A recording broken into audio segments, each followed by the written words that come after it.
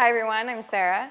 I really liked that introduction to what this series is because I definitely come from whatever. I come from academia, I come from startup land, I come from big corporation land. I've done a little bit of all of the above. So I invite you to ask me any questions about any of those, and if I can answer them, I will. So the way I like to give these types of presentations is by just kind of giving you an overview of my entire life, because it is super, super, super interesting and everyone should know about it. No, because I've just done a bunch of random things. And I've done a bunch of random things under different types of constraints at different points. And I like to be able to give this like 10,000-foot overview so that during Q&A you can ask me about the parts that you're interested in. I don't want to come up here and just spew a bunch of Microsoft stuff if none of you are that interested in Microsoft, right? So that way you can feel free to ask any questions about anything I touch on. I'm a very open person. So this talk is about my career, which, spoiler alert, it was totally planned. I totally knew exactly what I was going to do all along. Here's kind of a 10,000-foot overview of my path, and my talk today will go over each one of these. It actually started here at Mesa College. I'll explain that. And back in 1995, and no, I did not attend college in 1995. I do look young, but I don't look that young. And it ends with what I'm doing today at Microsoft and actually a new startup that I have, which is called WeCan. So when I was 2 years old, my mom, who was an immigrant from South America, left my dad. And she had a 2-year-old, and she had never gone to college. She was working at General Atomics, just kind of as a bench kind of engineer. And she was looking at me and was like, I need to make more money than what I'm making here. And I also need to tell this 2-year-old that college is one way that you can really achieve bigger than what I'm achieving now. And the only way I'm going to tell her that is by doing it. So when I was 2 years old, she enrolled in Mesa College with the goal of becoming a teacher, which she now is. So Child Development Center, that was where I spent every single day. When my sister was born, that's where she spent every single day. It took my mom a lot longer. She spent quite a few years here at Mesa, and then she transferred to San Diego State, then got her teaching credential, and then she actually did a master's at National University, and she's now a 4th grade teacher up in UC San Diego. And not only did I attend my first classes at the Child Development Center here, but I also attended her classes with her when I was about 10 years old. I went to Spanish class with her. Like I said, she's an immigrant from South America. We spoke Spanish, and I also went to Longfellow Elementary School, which is a local school here that was a Spanish immersion school. So I knew a lot of Spanish, and so she would bring me to her Spanish class when school was out, or I was too sick to go to school but not actually really sick, those kinds of things, since there was no one else to watch me. And the first college level exam I ever took was a Spanish exam here at Mesa College, and I actually aced it. I'm very proud of that. It was totally unfair, but still very proud of that. So that was my first experience with school. It really started when I was 2 years old, and it started here. That's why when I got the invite to come give this talk, I really, really wanted to, because this is really what inspired not just me, but my entire family, and helped us achieve everything that we've achieved. From there, it was high school, and by the time I got to high school, I had dreams, okay? I wanted to be a medical doctor, and I'll get into reasons why, but I wanted to be a medical doctor, and I wanted to go to UCSD. Why UCSD? Because it was associated with medicine, and it was in San Diego, and so that's what I knew. But it was my #1 dream. This is a picture of UCSD that I took when I was still in high school, and I was like, this is it, this is my dream school. I worked at the San Diego Zoo, and I worked to try to prepare to be able to afford UCSD, because even though I did get some scholarships and some grants, it was still pretty outrageous. And so I started trying to save up for that. By the time I got to UCSD, I walked into my dorm that was literally that. These are all just literally my pictures. So I walked into my dorm, and it was a little bit of a shock for a number of reasons. Number one, I was already living on my own by this point. I moved out relatively young, but I was like really, really alone now in this very barren cement-walled dorm room. I also just had a major culture shock. Even though everyone there was really amazing people and really friendly, it was just different from what I'd grown up with. I mean, I was born in San Diego. I went to San Diego High School. You know, who I was used to being around, it was an actual culture shock for me. And I was working 3 jobs at the time. So I worked at the San Diego Zoo, which sounds super fancy, by the way. I was in food service. I pushed the beer cart right in front of the children's zoo. That's what I did. I also worked food service in one of the cafeterias on campus, making salads, because I was fancy like that. And then I worked as an assistant with a psychologist. That one's actually funny. I participated in a paid research study on childhood depression. Turned out I didn't qualify for it, and so then he hired me as an assistant to basically just do bookkeeping. So I would scan papers, I'd sit with the participants and have them sign documents, etc. So again, they all sound very interesting, the zoo and psychologists, but it was really just let's get some money to pay for this outrageous school that I'm trying to be in.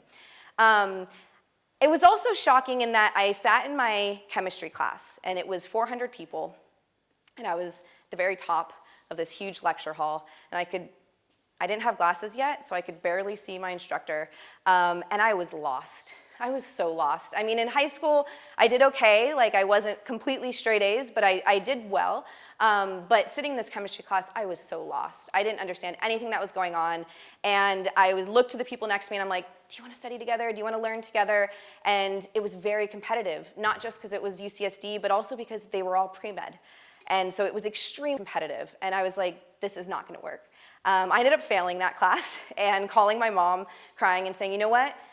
I think you were smarter than I am. I'm going to go back to Mesa College. Instead, I'm going to figure out something else I want to do. I don't need to be paying all of this money to be here trying to do something I don't understand how to do. It just doesn't make sense. I'm going to go and I'm going to explore other things that I can do and figure out what I actually want to do in an environment that cares about learning and community more so than this one does. She said, try to at least stay for 1 year. Don't leave after 1 quarter. Stay for 1 year and see what happens. So I did, and I was lucky enough, and luck is a huge part of this. I was lucky enough to find a major in computer science and to find community there and to find support there and to find actual real resources to be able to allow me to be successful. Those resources being other people that when I was in the computer lab at midnight and my code didn't work because I still didn't understand anything that was going on, this time I could stand up and I could say, can anyone help me? And people would come help. Because the competitive nature wasn't, I need to be ahead of you. It was, we all need to figure this out. And that was just different than what it was in the other major. I also found that you could become a tutor, and that was paid. So I could be paid to basically learn more, because when you're tutoring, you actually learn a lot. So I could be paid to do that, and I could quit some of my other jobs. So I slowly started being able to quit some of those other food service jobs in lieu of taking this other type of job that was similar pay, but allowed me to learn in the thing that I thought was interesting. And I found mentors. I found my PhD advisor, who ended up being my PhD advisor, and now one of my best friends. I lived in her house for a while, but she was my very first computer science instructor. So I found mentors, I found community, and I found actual real resources to allow me to be successful. And I was lucky enough to find that before the end of my first year, so I ended up staying. That's out of order. Wait. Yeah, that one's out of order.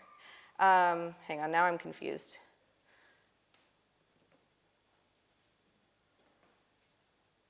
Oh, no, I guess it's not out of order. My brain is out of order, which is very common. Throughout undergrad, I also started participating in internships. So Professor Wesley, right, I think, he was mentioning the robotics club, right? I was terrified to do anything because I was really bad at computer science, meaning I didn't start when I was 9. We barely had a computer at home. I didn't discover it until undergrad. So I was really, really afraid to apply for internships or apply for projects and things like that because I clearly didn't know anything. So how could I possibly do that? So I unfortunately started applying for internships a little later in my undergrad career. I highly, highly encourage people to apply the second they get to school now, or even before they get to school, because even just talking to a recruiter and going through the interview process gives you insight into what they're looking for and allows you the opportunity to ask a question of, okay, so you think I'm not qualified now? No problem. What do I need to do by the time next year I could get this job, right? And I wish I had done that. Unfortunately, I waited until my junior year to talk to any recruiter ever, but I was lucky enough to get my first internship, and this is the picture of my dorm with my maiden name. I was super, super excited. I was like up in Washington at Microsoft, and it was just like super exciting. And I still didn't know anything, and I would just ask my mentor all these questions, and it turns out I wasn't even asking enough questions. So the fact that I didn't know enough wasn't the issue, right? It was that I was not confident enough to just try and to ask questions, because early in your career, we don't expect you to know how to do it. We expect you to use resources to be able to figure it out, right? So we expect you to ask questions. We expect you to be an effective Googler. We expect you to know how to copy and paste and modify.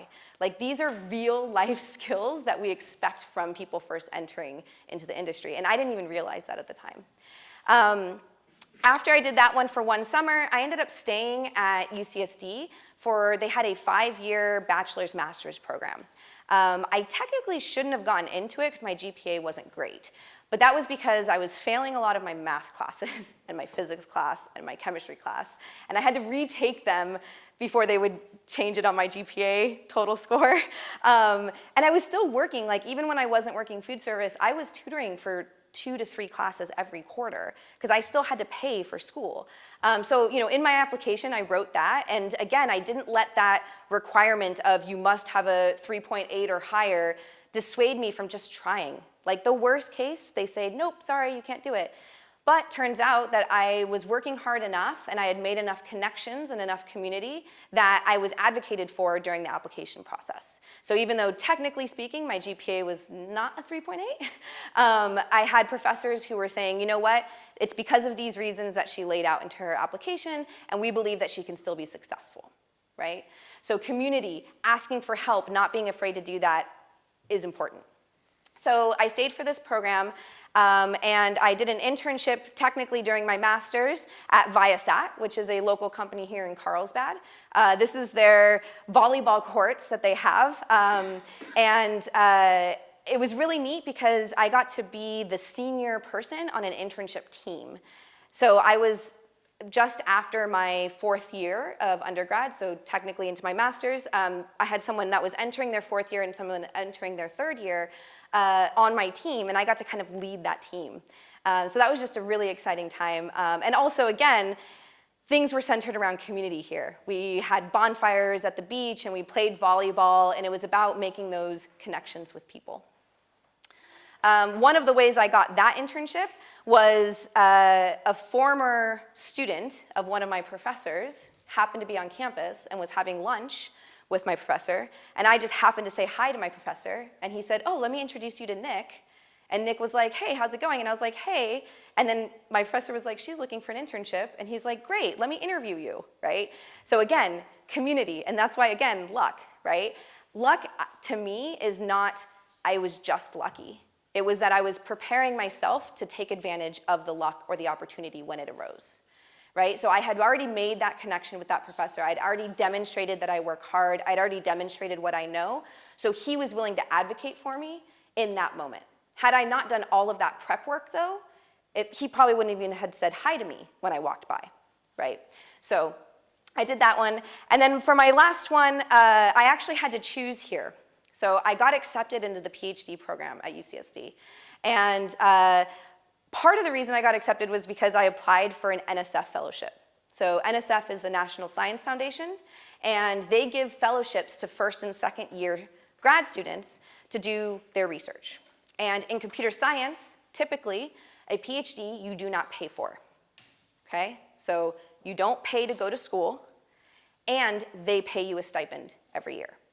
The stipend is not crazy Microsoft salary, but it is definitely enough to live on and to not have to worry about getting a second job, depending on your circumstances. So I got an NSF fellowship, which gave me the funding already. So the school didn't even have to like front that funding, which they normally do. And I already had professors that I was working with. So I basically went to the school and was like, I got my own money, I have my own projects, can you just let me in? And they were like, well, yeah, of course, sure, come on. So again, it was that preparation ahead of time, right? I didn't just show up one day out of the blue and say, hey, can you let me in? I worked hard at it.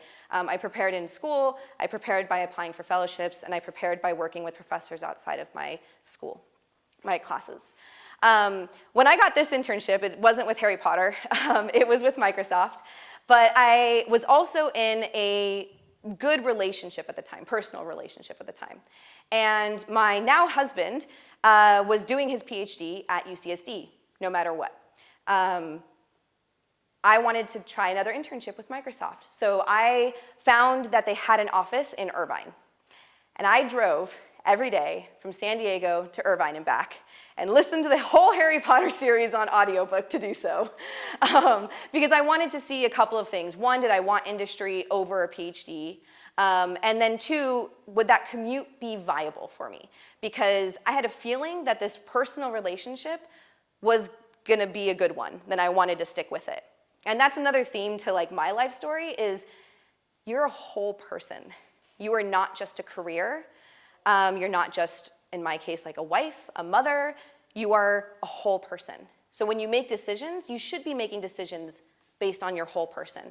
That doesn't mean, oh, I have a boyfriend, I'm not even gonna take that internship, right? That means, you know what, I think this relationship matters to me. My career obviously matters to me. Let me see what kind of compromises or things I can do to make it work. And then of course, some take priority over others at different points in your life and you make that choice, right? So I took an internship with Microsoft again, but at their Irvine office. And I commuted every single day. But ultimately, I made the decision to stay for my PhD. And the decision went like this. This is what I do at Microsoft. I do this, and I do that, and I do this, and it's so much fun, and the commute doesn't even bother me. This is what I do when I do research at UCSD. Oh my gosh, so then I do this, and then I do that, and then I do this. And literally, when I would explain it to people, I would physically change in that way, and that's how I made my decision. Because when I would talk about my research, I would physically move and jump up and down and like start to sweat because I was so excited. And when I talked about Microsoft, I was just like, yeah, it's pretty cool and it's awesome. That helped me make that decision. It was literally just that. And I'm glad that I did. I ended up staying for grad school. And a little bit more about grad school. My friend and I, Liz, we like to call it being luxuriously poor because we did not make a lot being grad students. But I got to go to Disneyland Paris because there was a conference in France, and it just so happens that the university, if you get a paper accepted, will pay for you to fly there to present it. So they were already paying for my flight. They were already paying for my hotel. I just had to pay for one extra night at a different hotel to be able to go to Disneyland. So I got to go to Disneyland Paris. I also got to go to New Zealand. This is actually Hobbiton, which is in New Zealand. They have this big area where they filmed the actual Hobbiton, like the town of hobbits. And you can actually go check out the little hobbit houses and all this stuff. It was really, really fun. So again, they were already paying for my flight to New Zealand. I told my boyfriend at the time, I was like, which is now my husband, I was like, hey, your mom's got miles on United, see if she'll get you a flight. He came with me, and again, we just had to pay for the few nights that wasn't a part of the conference, right? Because of course, they're not gonna pay for that, but they're already paying for my flight, might as well stay a couple days.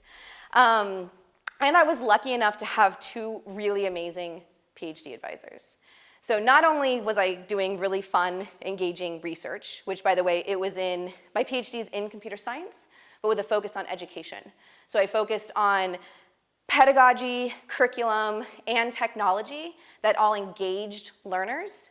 My thesis was how to design learning experiences that enculturate novices. So it's not just about, here, this is some code, can you figure it out? But rather, this is some code, this is how it applies to your life, this is how we as developers figure it out, this is how we as developers design and build and work together and plan and things like that. So I had two amazing PhD advisors that treated me as a whole person. That's something I personally need. And that's the thing about PhD advisors and grad school and things like that. It's your advisor that really, really can make or break your experience. Some people, you might be one of them, they don't want their advisor to get into their life. They're like, just tell me what to do to get out and succeed in this. That's totally fine. That's more how my husband was. He was just like, look, what is it that you need? Do you need me to publish this paper and get this working and improve the efficiency here? Got it, done. I was more like, okay, Bill, that's my other advisor. I was like, you know what? I am depressed. I can't get out of bed. I can't work today. Like, I just can't do it. So what can I do to mitigate that and still be successful? And I feel comfortable being honest that way. And so for me, finding an advisor that was okay with me speaking that way and didn't treat me like I was failing was really, really important. So Beth, she was my very, very first instructor in computer science, the one who sparked something in me to say, yeah, I think I can do this. And I found Bill as someone who, again, was just someone who was really, really intelligent and was a really, really amazing mentor. And if it wasn't for them too, I would not have been able to do what I did. So grad school was not only a bunch of fun, but also just a really empowering time in my life. And it all pretty much comes back to community. Literally, community is what got me through everything and continues to get me through everything. So attending things like the Women in Computing Conference, which is this like 20,000 person conference where women around the world, and especially the US, because they do have satellite conferences and other places, get together and we just kind of talk about technical stuff. And sometimes we talk about what it's like to be a woman in computing, which is also things, but we also just talk about technical stuff and how fun it can be. And we found community there. We live close to Disneyland. Why not go? So, you know, it was like 2 o'clock and it's like, let's just go to Disneyland for a couple hours. Sure, why not? So we would drive up to Disneyland and just go together. And while we were there, we'd talk about research and we'd talk about the problems that we were trying to solve and we'd talk about code.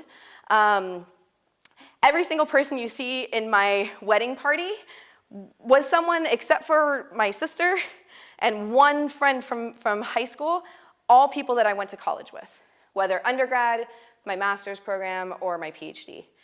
They were all that influential in me because school is hard, and learning to become a computer scientist is hard.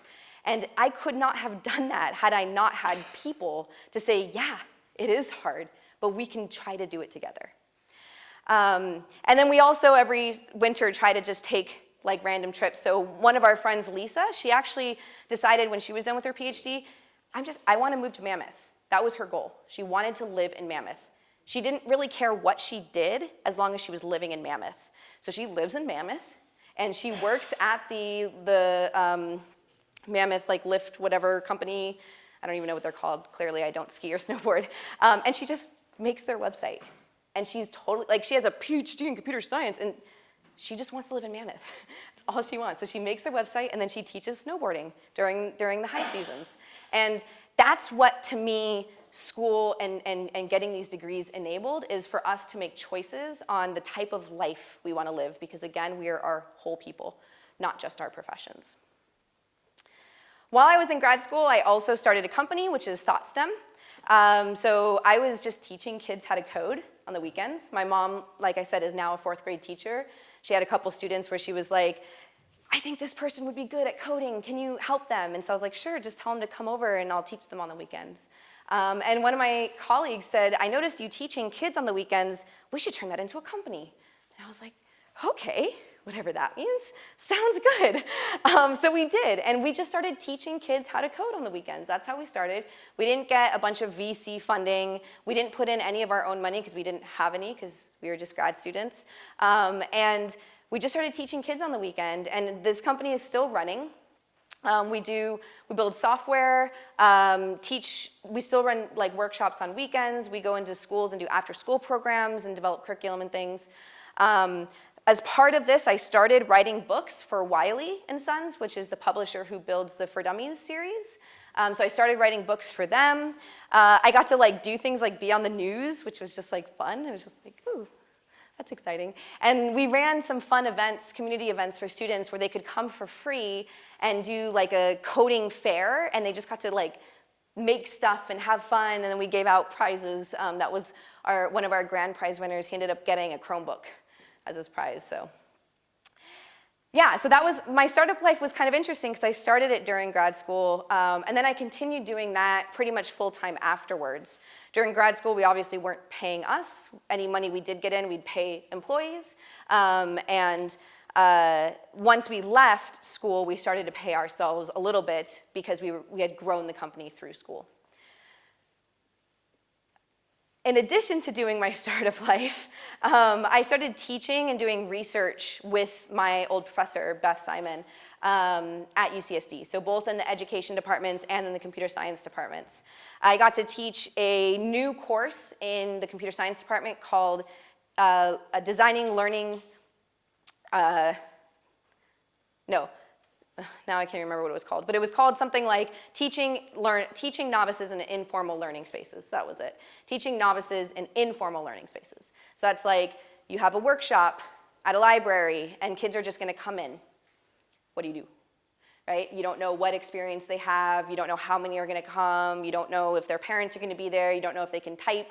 What do you do?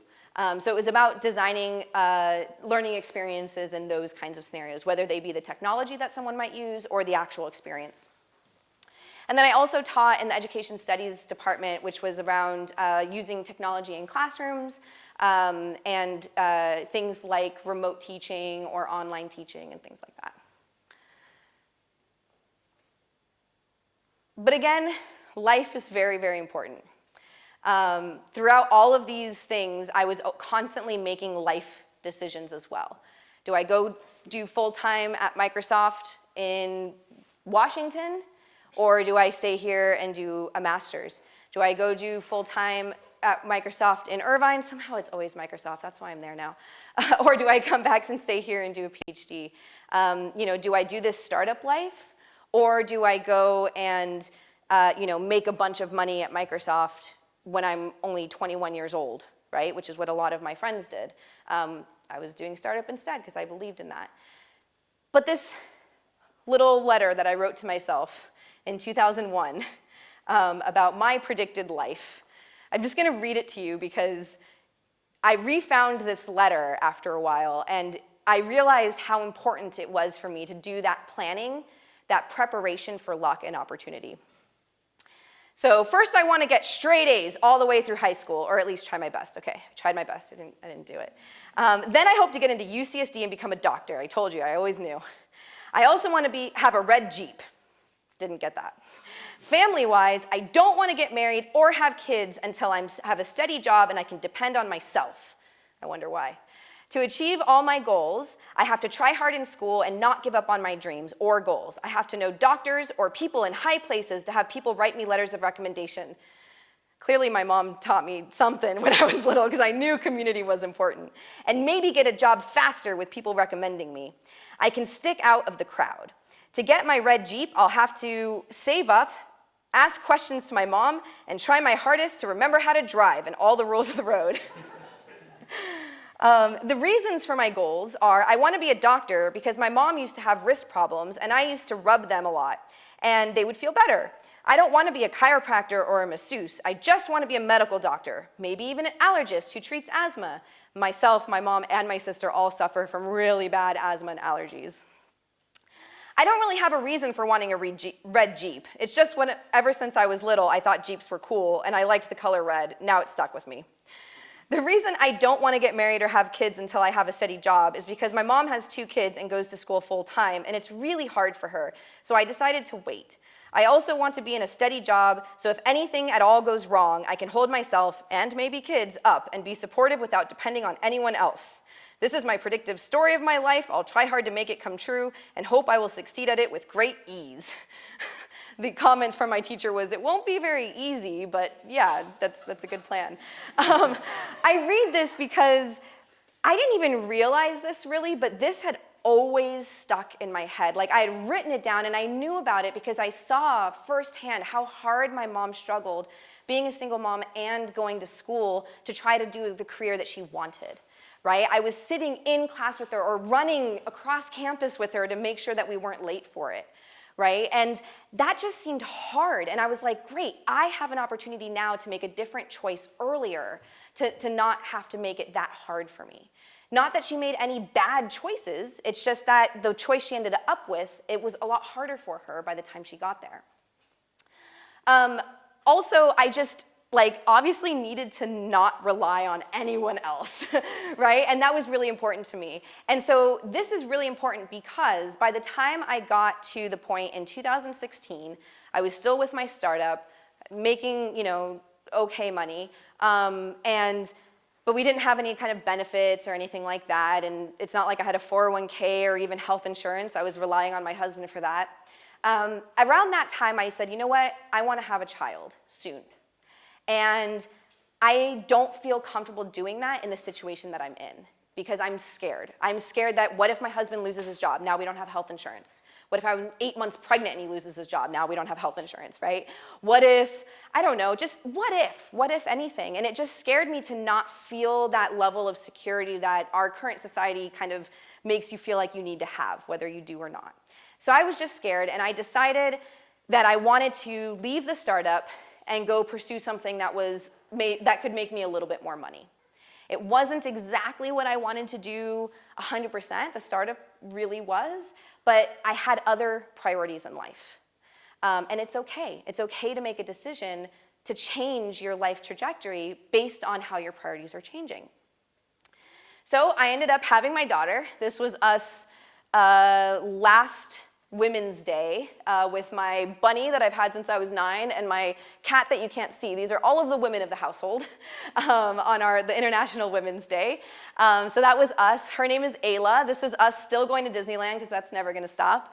And I actually won an award at UCSD, the 40 Under 40 Award, and I brought her on stage with me pointedly to say, you can have other things in life. I'm not saying you can have it all. I'm not saying that you can be the best at everything. Maybe you can, and that's great, but you can make choices to have different things in life at different times. And it's okay, and I wanted people to see that you didn't have to give up on everything that you might want in order to achieve things. By the way, it's very awkward for me. I still have a ton of imposter syndrome. If you don't know what that is, it means that everyone in the room is going to find out that you don't actually belong and you're not actually qualified to be here. And I have a ton of that always. I've always had it. I do this as a way I step out of my own body, and I'm not doing this to toot my own horn and be like, oh, look at me, I'm awesome, I have a kid and I won an award. That's not what I'm doing. I literally do it to say, if little Sarah was in the room today, I don't want her to think she can't have children and have a career. I want her to think she can have both or one after the other or one, whatever. That's why I do these things, and that's why I like to talk as well. I'm very, very happy. I also, my career ended up taking off after having her. And this is something that I learned when I did go to Grace Hopper, which is that Women in Computing conference. I remember these really successful women telling me, don't miss the promotion because you're afraid that you're going to end up having to work harder and not have time for your family. Take the promotion if you want it, and then if a problem arises where it's encroaching on your family life, then make another decision to change that at that point. But don't preemptively prevent yourself from success because you think it's going to cause a problem. Right? So I try to just remind myself of that, and it doesn't only apply to women, it doesn't only apply to mothers, this is just the example that works for me. So when I left my startup, I started working for GitHub. And initially, so this was back in 2016, I was building a GitHub for kids under 13 years old. So if you're not familiar with GitHub, it's basically Google Docs for code.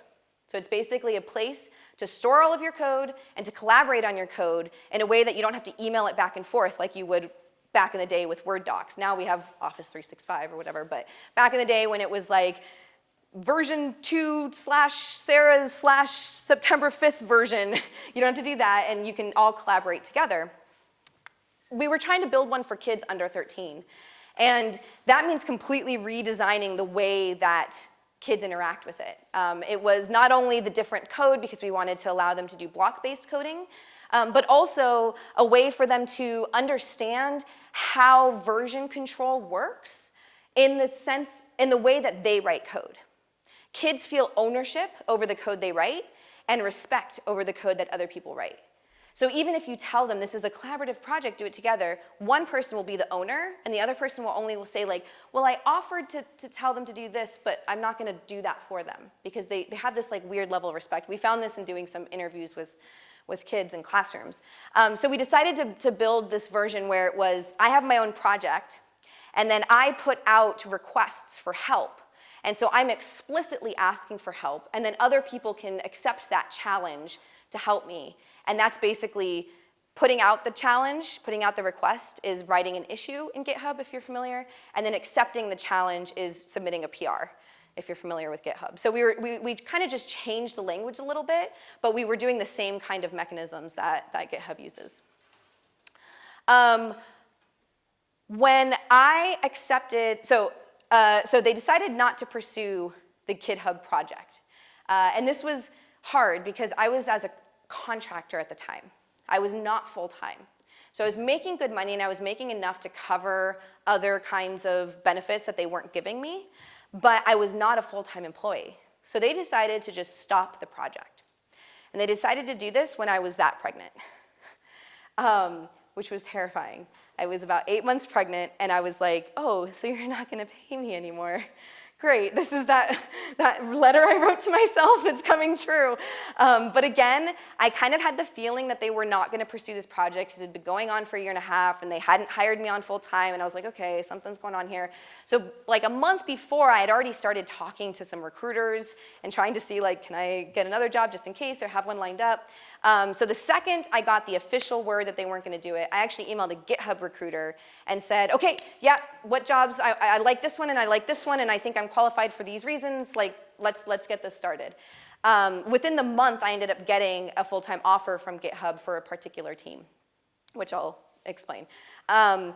It's also just very interesting because, you know, technically speaking, you're not allowed to discriminate based on whether you're pregnant or not, but also, like, if I was an employer and I saw someone this pregnant, I might be a little nervous to give them a full-time job. So it was a very difficult moral decision for me to tell them whether I was pregnant or not.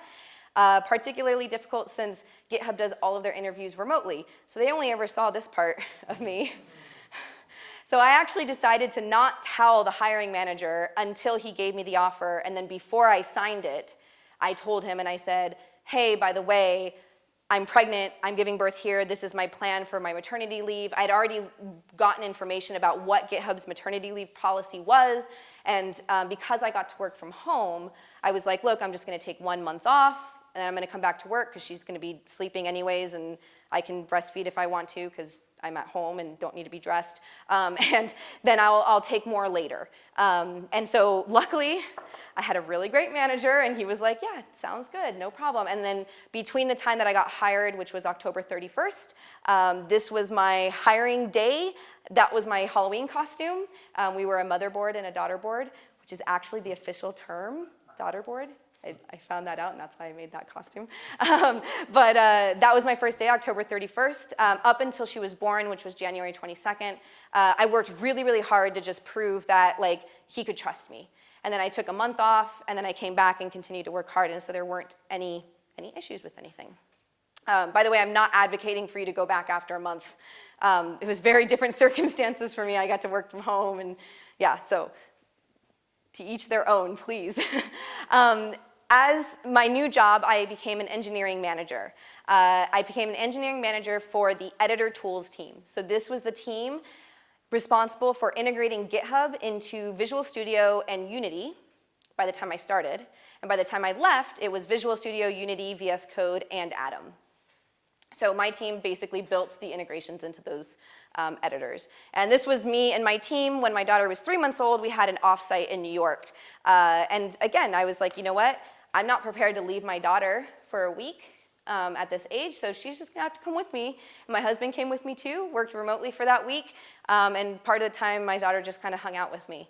I specifically was looking for companies where this would be possible when I was 8 months pregnant and interviewing, right? I was looking for companies where I could work from home. I was looking for companies where I could have flex time, and I was working for companies where other people would be on video calls with their children and no one batted an eye. So that's what I did. And in February or January of this year, I decided that I wanted to change it up because that is the only thing that in my entire career path that didn't have anything to do with education. And I took that because I was that pregnant and needed a job that worked well with what I needed for my personal life. I had fun. I did contribute, like I wasn't using them, but it wasn't something that I was passionate about. So when GitHub got acquired by Microsoft, I started reaching out to Microsoft recruiters that I knew and looking for a job that was back in education. So February 4th of this year, I started at Microsoft as a senior program manager under the Azure student developer team. And so basically, we're under the Azure engineering team. And we go to universities and colleges, and then with adding me on K-12 schools and like adult learners, like people who aren't in formal education. And we build curriculum, we do programs, we do teaching, we do hackathons, and we try to advocate for product truth within Azure. So those are all just big words to say. As a student, you use Azure, which is Microsoft's cloud computing solution. You use Azure differently than an enterprise company would use it, right? So let's say, I don't know, I'm totally making one up, Kirkland Signature Water, okay, that's like Costco, right? Like, let's say this company uses Azure. They're gonna use it very different than if you just wanted to like build a little web app and try it out, right? That's gonna be a very different experience. And Azure was built for enterprise companies. And so part of my job is to go and find how students are using it, help them use it, and then go back to the Azure engineering team and say like, look, this takes like 34 steps and they just want to do this. Can we just make it so that they can do this? And try to advocate for that kind of product truth. My team is 3 other people plus my manager, and we basically work with anyone inside and outside of Microsoft to make that happen. So we don't have our own engineering team, we work with all the other teams.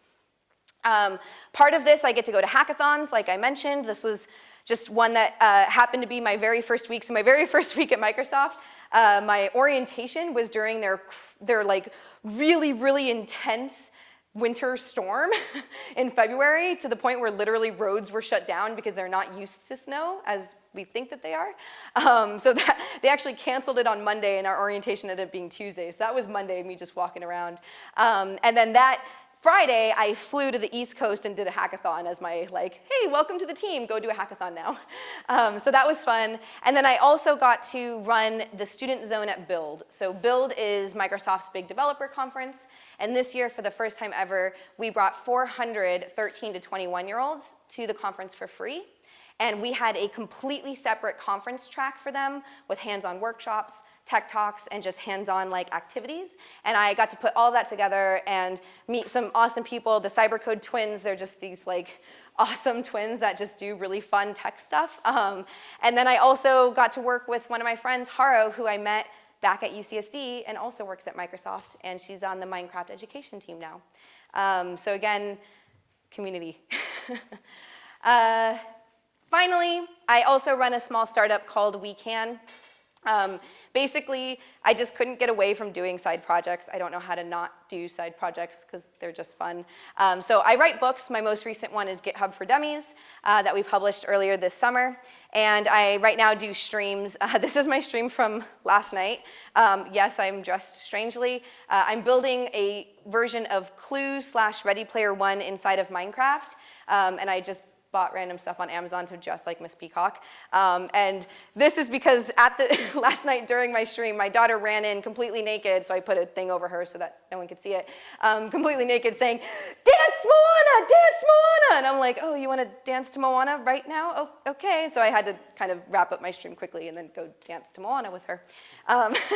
Because to be fair, I do my streams at like 5 to 6, and Nanny leaves at 5, so it's technically Ayla's time that I'm encroaching on. But I do that, and I just kind of like build fun stuff under the guise of We Can. So the secret to my career, at least, is remembering that you're a whole person, remembering that community is important. Remember to check in with yourself. If you're doing something like I was doing the GitHub work, and it's not what you want to be doing, it's okay to make a new decision, which is The last one, it's okay to make decisions. It's not, I don't want to say it's okay to change your mind, right? Of course your mind should be changing. Your life is changing. So just at every point that you check in with yourself, make a decision. And that decision might be to continue doing what you're doing, or it might be to change what you're doing, right? But it's okay to make that decision. And finally, luck, right? There were a lot of things that were luck, but again, be prepared to take that luck, be prepared to take that opportunity. And the other things will help you be prepared for that. And otherwise, this is how you can get in contact with me. And I also have a couple cards. One is my just like personal card, and one's my Microsoft card for afterwards. But those are the things. And yeah, are there any questions? Yes? So you said that you have imposter syndrome. How do you cope with that? Because I'm going through that right now too. So the question was, because I'm mic'd up too, I have imposter syndrome, how do I cope with that? Honestly, like, these things. So one is community. Like, I check in with my community a lot. And like, whether your community is just your partner, like Adrian and I, my husband, will check in with each other, or some people that you've met along the way, we'll send each other emails and say, can you read this for me, because I feel like I'm being too aggressive. Or can you read this for me, because I don't know if I'm getting it across, right? We'll check in with each other about whether we should negotiate for more money or more stock and things like that. When it comes to things like this, the way that I try is, I try, this is maybe not the healthiest thing, I'm not a psychologist, but I separate myself from the activity.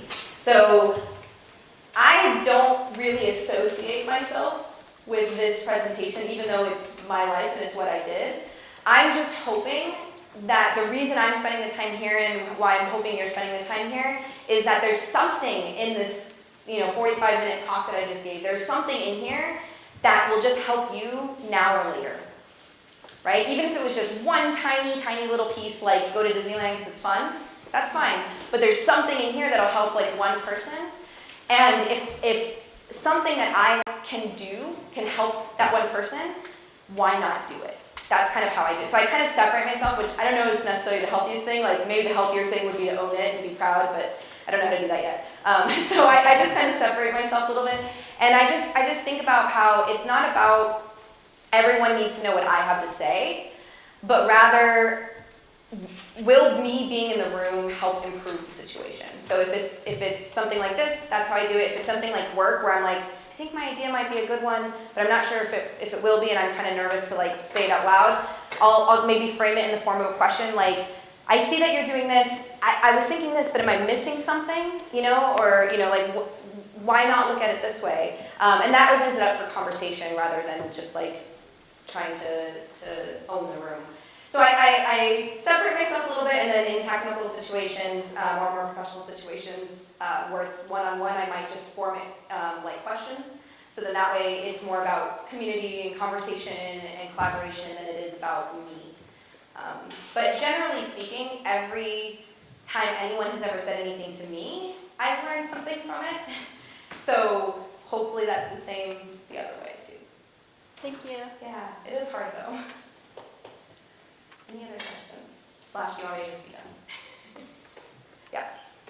I was wondering, I have some experience with teaching as well, and something that they wanted more of in the classroom was teaching, for instance, how to have a polite conversation. Yeah. And then they also wanted us, there was a complaint I often heard that kids have so much screen time, they're being raised by their computers. So are there some initiatives when you're developing technology for younger students and children? Yeah. I noticed your companies have ways, or like, they systematically try to get you outside, they promote community. I've seen that a lot of your pictures. Yeah. But when we're talking about individual kids, are there any initiatives that you can write into programming that, I guess the collaboration we saw promotes community, but how are there ways to get kids outside or specifically teach ethics, or is it something that hasn't shouldn't even be explicitly taught? Yeah, that's a great question. So I'm just going to repeat it again for the mic. But basically what I think you're saying is, ethics, polite conversation, collaboration, communication are all pieces that we find are important when kids are learning. But especially when learning coding, they often become missed or hard to integrate, right? So what might we be able to do? No, this is very important to me, and a little bit of a tricky answer. So number one, there definitely are. So there are things like CS Unplugged activities. And if you haven't heard about these, you can go to csunplugged.org. And basically, these are all activities that don't require a computer. So it might be something where like you just put on paper numbers, and then each student stands with a number, and then you teach them the sorting algorithm by having them literally move, right? And so you can do like sort in order, or split sort, or whatever, merge sort, whatever. So you can do things like that. For me personally, and this sometimes requires more expertise than a lot of our, especially K-12 computer science teachers have, because K-12 computer science teachers right now are often like an English teacher who is asked to teach computer science because they had an open period, and they're like, what do I? And they don't feel comfortable enough to do it. So this next one's a little bit hard because it requires a little bit of expertise, but I always try to incorporate non-computer time into teaching, not because I think the screen is bad, but to slow down a minute and have an opportunity for students to draw or walk through their code or talk with another person before just jumping on and doing that endless cycle of, it said the semicolon was wrong, okay, change it to a dot, okay, now change it to, a colon, now change, capitalize it, uncapitalize it, that debug cycle that doesn't actually, you don't learn a lot if you're not pausing. I try to take them out. So, for example, in grad school, we built a program called Code Spells, which was this 3D immersive video game where you were a wizard and you walked around and these little gnomes were like, help me, I need my bread. And you're like, I can write a script for that. And then you wrote some Java. And then it just moved a little box up and down. You can collect the rest of it. Anyways, what I would do is before they went onto the computer, I would give them some code and then the piece of paper, and I would have them read through the code and like draw on the paper where the box would move, right? That requires a few things. One, it requires additional time in addition to the software that you're using to like spend to build these types of materials, but then it also required that it was a type of learning technology that was visual that allowed for that type of interaction, right? I don't necessarily love the ones where it's just like, well, we'll get printed at the end of this thing. For kids, it's like, that to me is not the type of problem solving that I want them to be doing. So different curriculums will have those already integrated into them. I do think anyone that I know who's ever developed a K-12 or any age curriculum for computer science has that type of thing in there, which is that type of problem solving with communication. I do think teaching ethics and communication collaboration explicitly, it should be done. It should be explicit because it is a part of that career. If you are not able to communicate what you built to anyone else, it's as if you didn't build it. Don't bother. And if you are not able to document your code, it's called like the bus problem. What if you got hit by a bus on your way to work? Is someone going to be able to pick up that code and continue without you? Right? I mean, it's a morbid way of thinking about it, but it's, that's what always was like ingrained in me in terms of why you document. If you're not able to communicate and collaborate with another person, you're not going to be able to do something on your own. Not something that's at scale, not something with, like a lot of different input into it. So those skills are critical, and we find more and more that people entering the workforce are starting to have them because maybe a decade ago they didn't. And it was a problem because we couldn't move with our technology because we couldn't talk to each other. And then ethics, especially in what I do now, which is like data science and AI and machine learning, ethics is so critical, but it's also critical in just everyday computer science. And I like to do that where we design things from start to finish. Even if you only build a piece of something in a short period of time, you might design the whole thing, and part of that is going to be designing for the ethics. So Azure has this cognitive services feature, which allows you to put in an image, and it'll tell you what's in the image. And so my example for this high school project that I did was, imagine that you were going to build an app using cognitive services to help build that app. what's an app that you can build? And so my example for that was, I'm going to scrape all public Instagram images, and I'm going to look for ones with cats and ones with dogs, and I'm going to grab the location from the ones in Redmond and the ones in Seattle. And I'm going to count how many cat images are in Redmond, how many dog images are in Redmond, and how many cat images are in Seattle, and how many dog images are in Seattle. Okay? And then I'm going to tell the not pound, the other one, where you adopt. The shelters, the animal shelters. I'm going to tell the animal shelters in Redmond, hey, send all your cats to Seattle, because that's where all the cats are. I'm going to tell the Seattle ones to send all their dogs to Redmond, because that's where most of the dogs are. Okay? Sounds great. We're going to solve this problem. Now, when anyone goes to the animal shelter, they're likely to find the type of animal they want. All right? And then we talk about ethics, and we're like, okay, well, what about private Instagrams? What about people who don't have Instagrams? What about the fact that people who have cats maybe don't post their pictures as often because it's all the same picture? I have 2 cats, no shade. I also have a dog, no shade there either. But there are things, there are implications to your assumptions that before you build something, you should at least acknowledge what they are and present that fully, right? So this app works for public Instagram accounts where people are posting images of animals, right? And that one is a little bit easier to talk about in terms of ethics because it's not like a human being harmed or anything like that, and it's not like the animals are gonna, get hurt if they don't get adopted that day, you know what I mean? But it allows us to open up the conversation about what is data, how are we interpreting the data, how are you building things, and how might that affect other people. So the short version of that long answer is yes, there's CS Unplugged activities for non-screen time. Most curriculums have some kind of communication, collaboration piece built into them nowadays. And then lastly, you can always add a piece by just talking about the design part ahead of time and then the evaluation part at the end and still have the main content be the coding. Thank you. Yeah. Can you touch on the hiring process at Microsoft, what they're looking for new grads, and if there's anything that students can do now? I know you mentioned start early. What specific things might students be able to get involved with? Yeah, definitely. So number one, like I mentioned, apply, talk to people. So if recruiters, do Microsoft recruiters come to this campus often? Not so much. Yeah. Right? Yeah. No, for sure. We are. Don't worry. So if there's ever any kind of recruiting event, try to attend it and just talk to them. And it's really annoying because Microsoft will always have this really long line, and it feels like no one's ever listening to you. And then you get to the front of the line, and they're like, "Great, apply online. Great, apply online. Great, apply online." Okay, it does feel that way, and that is the truth. However, if a recruiter sees something that is unique about you, and I'm not trying to say you have to try to find something unique. What I'm trying to say is that a recruiter might know of some teams that have a very niche need, right? And if you happen to be that person, then they might actually say oh wait, I'm going to write this one down because this person might be good. So it's worth the energy to go and talk to people. It's also worth energy because you get to hear from them what they are looking for in new grads, and they're going to be the first kind of gatekeeper to these applications, is because they know what that initial requirement is to get through to that phone interview.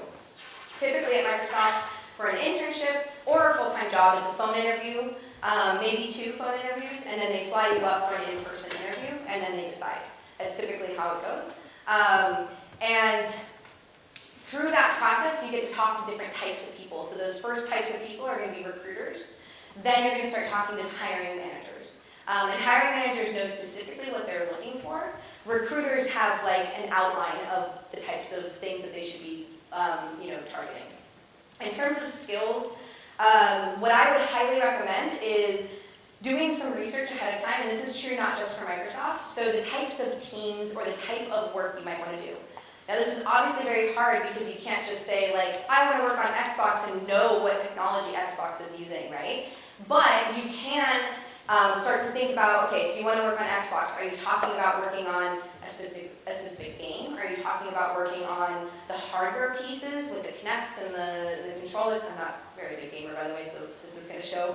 Are you talking about the purchasing part of it? Because now there's an online store within Xbox and buying it. Are you talking about the collaboration piece between people playing online together? Or take it apart, and without knowing, I don't know how Xbox runs, this is not insider knowledge, you can, reasonably speaking, kind of take a big product apart into all of these little pieces. And then you can do projects that are similar in that, type of thing. So you're talking about the collaboration piece across, multiplayer games over the internet, great. Try to build something like that. It doesn't have to be a world-renowned video game, it doesn't have to have amazing graphics, but just try to do the basics of setting up, is it a virtual machine? Are you running a separate server? Like, how are you doing that? How is the load balancing happening? I'm making all this stuff up, I have no clue. But you can do some kind of project like that, and those types of projects you can find resources online and kind of practice them.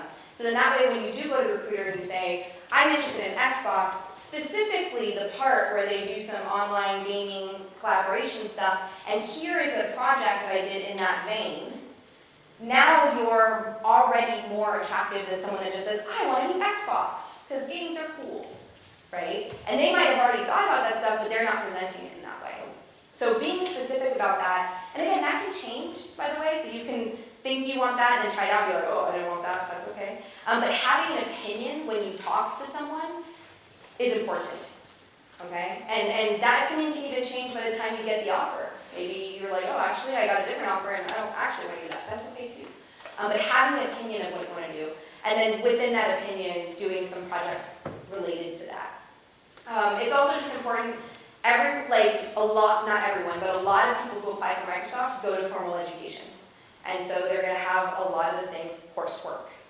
And so just saying, I have this degree, But even if you don't have time, because I did not have time to do side projects when I was going to school. I was working too much, right? So I didn't have time to do side projects like these other people did, but I took the projects that I did in class, and maybe I spent one extra day just kind of fiddling with it, right? And then taking it one step further, literally one day. Or I just spent an extra day thinking about how you could apply that same concept to a different area. So then when I went up to a recruiter and I said, oh, I took these courses, and one project I'm proud of is this one because I went beyond the curriculum to do this other thing, and it sounds like this magical great thing, but really I just spent a couple extra minutes thinking about it, right? So finding ways to differentiate yourself by doing things that are interesting to you is going to be the best way to succeed.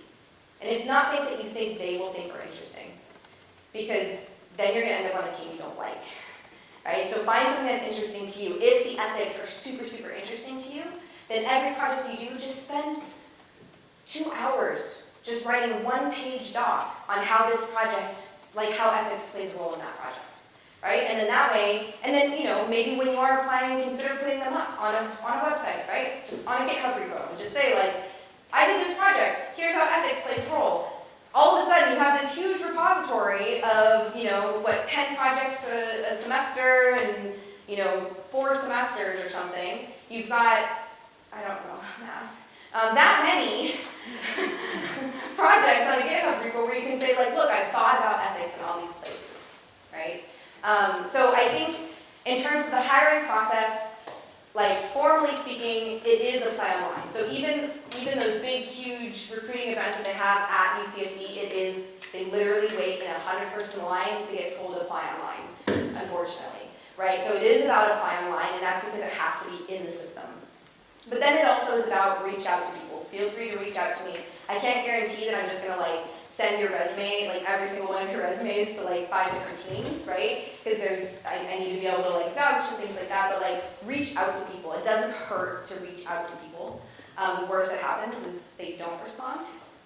I mean, they're not going to respond angrily. If they do, then you don't want to reach out to them anyways, right? So the worst that happens is they don't respond. So reach out to people, try to talk to recruiters if you can, and then find what you're interested in and invest in that a little bit. It doesn't have to be a whole startup. It doesn't have to be a side major project. It can be a couple of hours after every project where you just invest a little bit in that space. And then look for teams or companies where you can do those things. Does that answer enough? Is there any other types of that yet? Kind of a related question. Yeah. So what do you think about, I know that recently there's a lot of online resources like edX and Code Academy and Bootcamp. Yeah. So what do you think about the training versus a more formal training, let's say a degree from a community college, from a bachelor degree? Yeah. For example, let's say a student is almost done with their time here at Mesa at the end of their journey, but then they said, you know what, I want to do computer science right now, but should I start again getting a different degree, or should I have to take some online courses? Yeah, no, that's a really great question. I think more and more companies are realizing that online courses or boot camps are effective ways of learning. Like, people can go through a 4-year university degree and not know anything, and people can go through a boot camp and not know anything, but they can also go through both and learn a lot and know how to do a lot, right? So it is going to be about your resume, your portfolio, and the way that you market yourself when you're talking to anyone.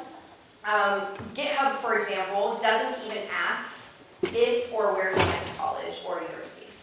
They don't even ask, they don't care. They only want to see your GitHub portfolio. That's all they care about, and then they want to interview you based on your technical and interpersonal skills. So there are companies that just flat out don't care.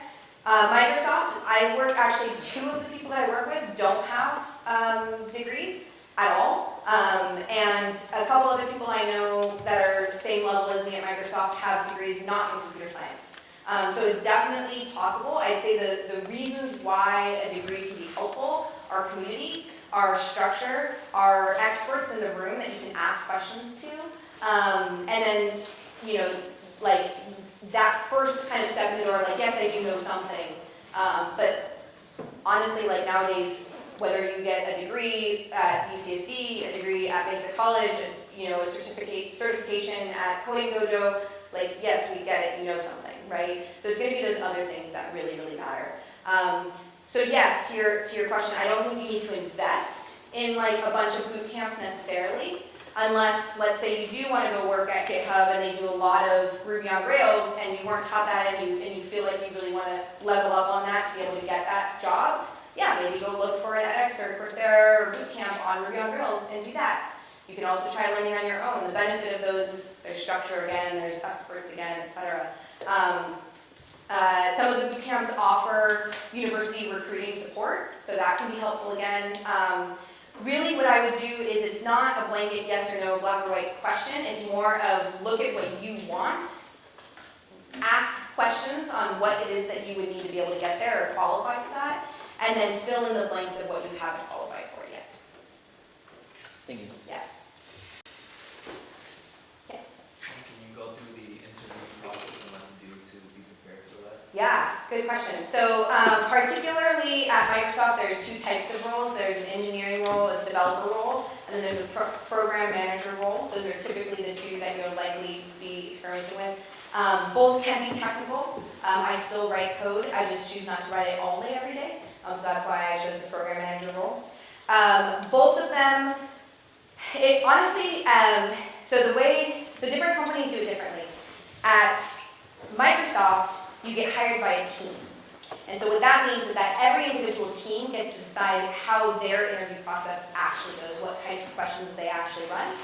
And that means that if you want to switch teams after you work at Microsoft, you're going to have to re-interview with a different team. Now, obviously, it's a slightly different process if you already have some, you know, qualifications being a Microsoft employee, but you still have to re-interview. At Google, for example, you get hired by Google. So they have one interview process for anyone who's joining Google. And then when you want to switch teams, it's just, is it a fit, right?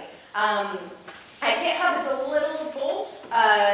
You kind of get hired by GitHub, but the hiring team gets to make some decisions.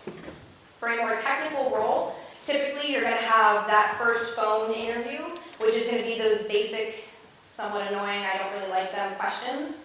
By the way, I don't necessarily love our interview process in tech, but I've also thought a lot about it, and I don't know a better way of doing it, so I'm criticizing without having any solutions. But those first interviews are going to be your basics of like, do you understand that memory is an issue when writing code, right? Like, do you understand that you can have one algorithm that uses a lot of memory and one algorithm that uses a lot of, you know, bandwidth, and one algorithm that takes a long time, right? And that those have different reasons, or you would want to use different algorithms as a result of your constraints within your problem set.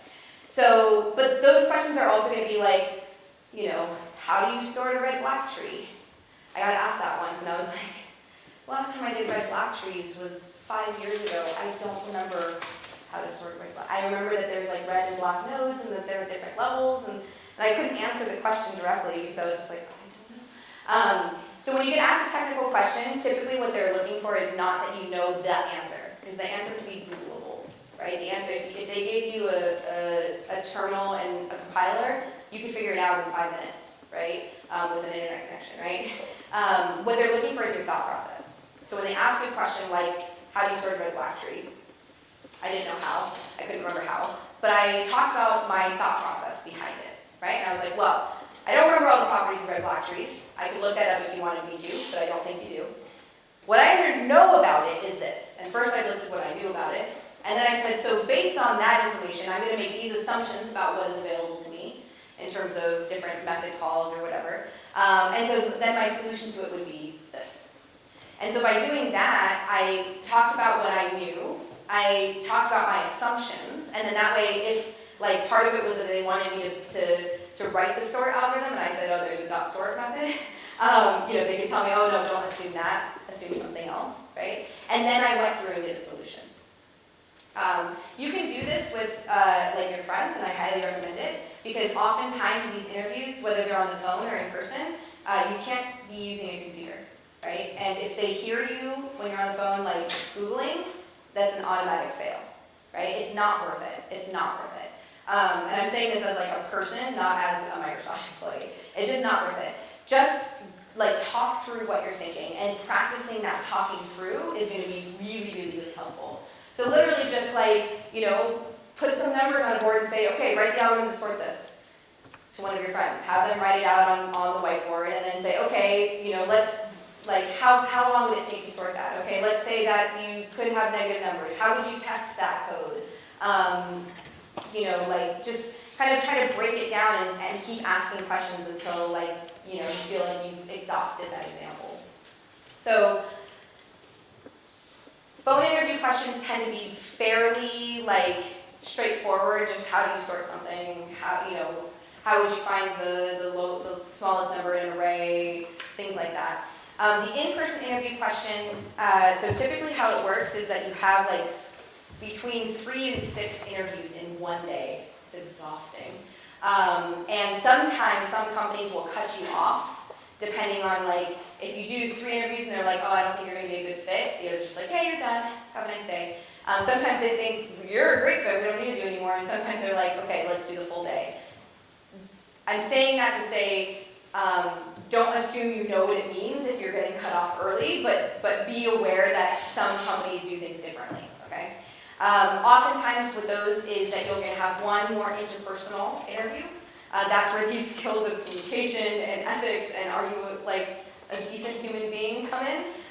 Companies and teams hire for personality fit. They really, really do. And that doesn't mean you should pretend, because you don't want to be on a team where you don't fit interpersonally. It just won't be good for anyone. So they do hire based on some level of personality fit. So there's that piece. Well, that's going to be one of the interviews. One of the interviews is going to be kind of generic coding on a whiteboard, and then one of the interviews is going to be maybe more specific to the product. So if you're doing something that, the collaboration of video game stuff or whatever, they might ask you a question on like, how would you send securely a message to say that this person wanted to play with this other person, and how would be a secure connection, right? And they might ask you a question related to that. Whether they ask you to write actual code or just kind of design out your algorithm is up to the team. When you are writing actual code, it doesn't have to be perfectly syntactically correct, right? Like, it depends on the team. Like, if there's a team where that's like critical and they're expecting you at that entry-level position to know it 100%, then yeah. But most teams, it's like, I don't remember, like, is string capitalized in C# or capitalized in Java? I can't remember. It's capitalized in one and not in the other. Whatever, it's an S here. There you go, it's a string. The point is the algorithm, the problem solving, right? And then you're going to have some that are a little bit more towards the end, like with the higher level hiring managers. That is, again, a little bit more fit and just kind of like, where do you think you're going and what do you want to be doing? So yeah, phone interviews, pretty like easy. I say easy because it's not hard to know it. It's just that you have to you can't really anticipate all of the types of things they might ask, so you might not know it off the top of your head. Questions followed by in-person ones where they go a little bit more in depth because they have more time. And by the way, I say easy in the phone interviews. I've failed plenty of phone interview questions. So again, it's not that they're easy, it's just that the questions themselves, it's like afterwards you look it up and you're like, I knew that. But in the moment you're just like, I don't remember. So that's part of the hard part of that one. Did that answer your question? Yeah. Other questions? How do you manage your time now, or how did you manage your time when you were in school? And how do you stay on top of everything with having like a partner and a job? Oh God. Tell me, I don't know. Did you figure it out yet? Literally, I'm lucky enough that just 2 weeks ago, so for my weekend, I have 2 people who I've hired to kind of help me. And one of the people I was like, can I just text you things that I need to remember and then you tell me the day that I need to remember? And she was like, sure. So she's like my little assistant now, because I can't. My husband's car registration is 3 months expired, and I just paid it yesterday and had to pay an extra $35 to like do that. Like, it's not perfect. It's definitely not perfect. I rely on people and community. I try to prioritize what's important for that moment. And if planning for something in the future is important, then I try to put it into that moment. I'm not very good at it because I say yes to way too many things. Like, I should probably be at home working on some project right now, not here, but like this means a lot to me, and so I want to be here. And so I'll probably just work late tonight. Maybe not the best choice, I don't know. I'm not the best at it, but I do try to, again, it's like a constant making of decisions, like check in with myself and make decisions. So I check in with myself in the mornings. If I'm feeling good, great. I make a decision to work on this thing, right? Whether it be personal or not. There was a 6-week period about 2 months ago where I just got really, really depressed, and I could get out of bed and kind of work. And so during that time, like the house was a disaster, and I'm like, you know what? My mental health is more important. Like the things that I need to do are more important. It's going to be a disaster. Again, we're lucky enough to have a really great nanny, and so during that 6-week period where I just was like so depressed, I tried to not feel guilty that I wasn't as engaged with my daughter. I mean, I was, but like not as much as I wanted to be, because I was like, I just can't, I physically can't. And so I was like, well, you know what? She's okay. She's loved. She's got her dad. She's got my sister who lives next door. Like she's got a nanny that loves her. Like, it's okay. So it's about just kind of checking in with yourself and understanding what's important right now. And yeah, I mean, in terms of just time management in general, I've tried lots of different like tactical things. So there's this one where you can do the 4 squares, and it's like important, not important, urgent, not urgent, and then you just prioritize things in those squares, and then you start with the important and urgent, and then you go to the important, not urgent, and then you go to the not urgent, or important, whatever. You go in some order, you can look it up. So I've tried things like that. I'm not very good at to-do lists though, because then my to-do list is just too long, and then I'm like, well, I could do everything anyways, and I ignore the to-do list and only get one done. And then, yeah, I think it's just prioritizing like what needs to be important. And knowing that there's phases, right? There's going to be times where I'm focused on work, and sorry husband, do your own thing. There's going to be times when I'm focused on my family, and I'm like, sorry work, I'm not going to work anything beyond 9 to 5, deal with it. And then there's times where I'm like, I need a day to just like not get out of bed. Sorry life, like this is what's going to happen. And just trying to be okay with that. I'm not very good at being okay with it, but I try to be okay with it. And then again, it's like community, so checking in, telling people like I'm not doing well. Before I say yes to things, I try to check in with one other person and say, should I do this? Because then they'll be like, no, say no. And I'll be like, well, what if I just did this? And the more I try to convince them, the more I can unconvince myself sometimes. So yeah, checking in with yourself is the key. And open communication with the people who are there to help you, right? So I am comfortable being open with my manager. Not everyone is, because maybe you're just not comfortable with it, maybe your manager's just not great, that's okay. I'm comfortable, I think it's important to be comfortable being open with your partner. But beyond that, like, you get to choose how open you want to be. I choose to be more open, so then that way when I am struggling, I can just be like, sorry manager, I'm struggling right now. Don't worry, things will get done. And because I'm like, I'm reliable, he knows it will get done. But then he'll just like back off for a minute.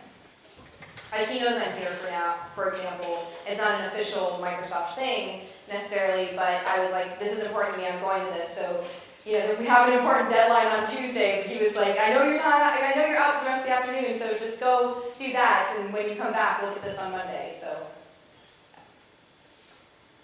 Yeah.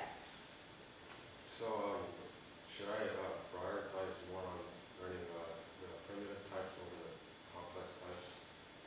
Like to master the primitive types first? Yeah, do you mean like kinds of coding, or do you mean, Yeah. yeah. I mean, again, that really depends on what you think you might want to go into. That's a chicken and egg problem. People in education research for computer science have been thinking about it for a long time. Like, do we teach the basics of like syntax and just for loops and things like that first, or do we teach the more abstract, high-level algorithmic concepts first? There's not really a right answer. It's going to be somewhat dependent on what you want to go into. So if you think, for example, for me, I don't care about something being 5% more efficient. Like, to me, that, I don't care. I never want to have a job where I have to care in that. So I'm going to focus way more on just like API calls and like the high level coding, because that's where I like it, I enjoy it, and I'm better at it. Like, I don't care about that. My husband, on the other hand, works pretty much exclusively in Python, and he's the type that's like, I got a 0.5% increase in my efficiency, and I'm like, good job. Congratulations. But he works in bioinformatics, so for him, that's literally a day's worth of the code running to be more efficient. So it matters to him. So for that, I would say as you're learning both, see which one you're gravitating towards. Like, are you enjoying those like really low-level, complex, coding, or are you more enjoying these like, whoa, with one API call, I can tell you this in this image, and I just wrote one line of code. See which one you like better, and then experiment with projects in those areas and try to find jobs that are related to that. Also, primitive types that discriminated, like, how far can you go with primitive types? Wait, sorry. Sorry. How far can you go with your primitive types? I mean, like Python, for example. So there's no coding nowadays where like there isn't going to be a library. So the question for the mic was like, how far could you go with like, more simple or primitive coding languages versus like the more bigger ones or whatever. Nowadays, there's just like so many libraries in every language that you can kind of do a lot in different ones. It depends on the application again. So like I wouldn't write a web app in Java if I could write it in like, Ruby or JavaScript or React or whatever, right? Like I would rather use the things that are more efficient for that application. But yeah, I mean, like Python is my go-to example because I think it's pretty easy to pick up and like easy to just play around with. And most bioinformatics or most pharmaceutical companies, like the research is based on just Python work. And so my husband just literally spends most of his day just writing normal Python, not even using any crazy libraries or anything like that, because it's about taking data and running through it in a like really messy data and running it through his algorithm to clean it up. Yeah. I'm majoring in statistics right now, but I'm starting to think that I'm more interested in the computer science aspect. I originally wanted to do more data science, and so I was just going to take some coding classes and stuff on the side. I know it depends on like what I end up narrowing it down to what exactly I want to do, but do you think that I could be competitive in the job field with that, or do I need to switch my major? I don't think you need to switch your major, especially, I think you need to like level up in the skills that you might need. I don't think you need to switch your major, especially now. So looking at the like landscape, data science, AI, and machine learning are like anything anyone can ever talk about in the whole world. Like, if you walk in the room and say that, they're like, yes, what are you doing? Please tell me, please. And people who know statistics are actually really coveted right now, especially people who know statistics who have skills in computer science and are interested in that, right? Like they actually are very coveted right now because what we have today are either, is it statisticians? Okay, I told you I'm not well versed in math. Are either statisticians who don't know a lot of coding, and so it's really hard for them to communicate with the people who are writing the code, or coders who don't know anything about math like me, and they're just like, I'm writing the code, what do you want from me, right? And like a clear example is at my husband's company. He's in a biopharmaceutical company, and he's in bioinformatics, so he understands the coding and the data. So it's not like statistics in a more traditional sense, but it's like bioinformatics data. So he understands both, and he's working with a computer scientist who understands the data science coding. And he just found out that his colleague like completely missed something because his colleague doesn't understand the data. And it was like his colleague and his manager literally think this problem is unsolvable, and he's like, I'm pretty sure I just solved it. Because it wasn't like that hard, it was just that they didn't understand the context. So the ability to be able to marry the two together is actually extremely, extremely competitive right now. And again, like, it's hard. It's hard for me to speak to like, no, you don't have to have it be a computer science degree because I have one, so it feels a little awkward to be like, no, you'll be fine when I don't personally know. But I do personally know a lot of people who don't have it who are, you know, succeeding in the technical job market. Yeah. Again, it's about the actual skills that you have and the way that you market yourself more so than.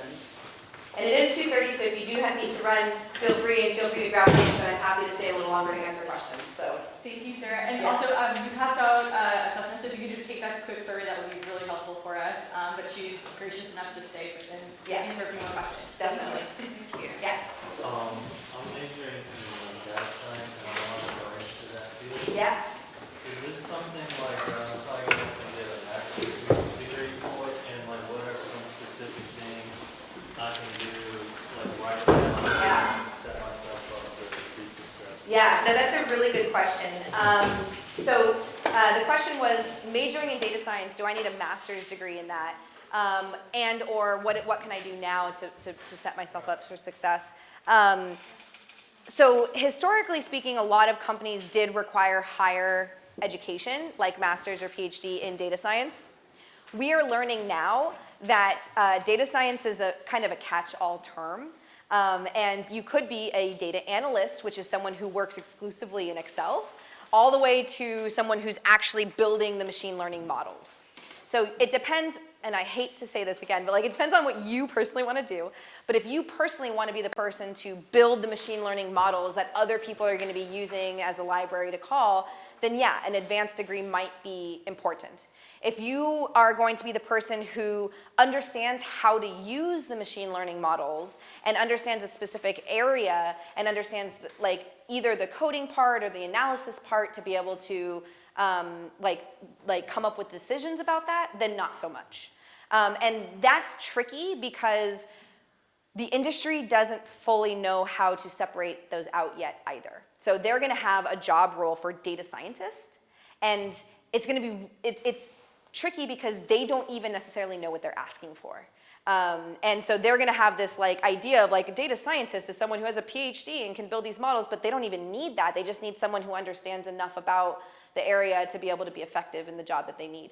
So that's going to be an evolving thing. I don't think you need one to enter in that job role, but you're at the cutting edge of where industry is moving in terms of what are they defining as a data scientist in industry, in tech companies. And what are like some things I can do now? Yeah, so things you can do now, I think it's similar to what I was saying with like the coding part, which is find projects like industry products or problems that are happening today that you think are just interesting, and do some thoughts around, like pretend like you were in that role, pretend like you were like YouTube and you were trying to understand so they just announced their new like kid things for YouTube because they have a lot of problems with content being marked as kids friendly, but then it's not, right? So pretend like you're them. What kind of data do you think you would need to be able to determine, the trends of how those videos are being made or propagated or whatever, right? Like, think about the problems that are existing today, or that maybe you don't even know that it's an actual problem, but you're like, Facebook does this, and it seems like a really big data source. They could do this with it, right? And just kind of like ideate on that, and then find similar problems that you could do like sample projects with, right? So you don't necessarily have access to all of Facebook's data, but you can simulate some data that is similar to that and like do a project and kind of do an analysis on that. And there are also competitions, so like Kaggle.com is a data, like they have a bunch of data sets and they have open competitions for data scientists who want to go. It's Kaggle. It's now, I think, under Google, but they have these open competitions where you can do things. And yeah, if there is a lot of people in San Diego who are interested in data science, and there's like this alliance where we're all trying to come together and find ways that we can reach people who are interested in learning. So just keep looking out for things on social media related to data science in the area and see if there are, meetups and events.